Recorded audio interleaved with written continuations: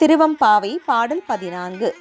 காதார் குழையாட பைம்புன் கலனாட கோதை குழலாட வண்டின் குழாமாட சீத புனலாடி சிற்றம்பலம் பாடி வேத பொருள் பாடி அப்பொருளாமா பாடி சோதி திறம்பாடி சூழ்கொன்றை தார்பாடி ஆதி திறம்பாடி அந்தமா மாப்பாடி பேதித்து நம்மை வளர்த்தெடுத்த பெய்வளைத்தன் பாத திறம்பாடி ஆடலோர் எம்பாவாய்.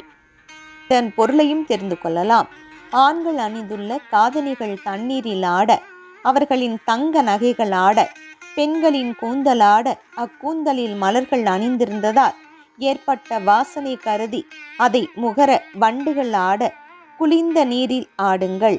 அவ்வாறு நீராடும் போது சிற்றம்பலத்தில் நடனமிடும் சிவபெருமானின் புகழ் பாடுங்கள். வேதத்தின் பொருளையும் வேதத்தின் பொருளாக விளங்குகின்ற சிவனின் பெயரையும் சொல்லி நீராடுங்கள். ஜோதி வடிவாய் திருவண்ணாமலையிலே காட்சி தரும் அந்த சிவனின் மாபெரும் விருத்தாக்களையெல்லாம் சொல்லுங்கள். அவனது மார்பில் தவழும் கொன்றை மாலையின் மகிமை பற்றி பேசுங்கள்.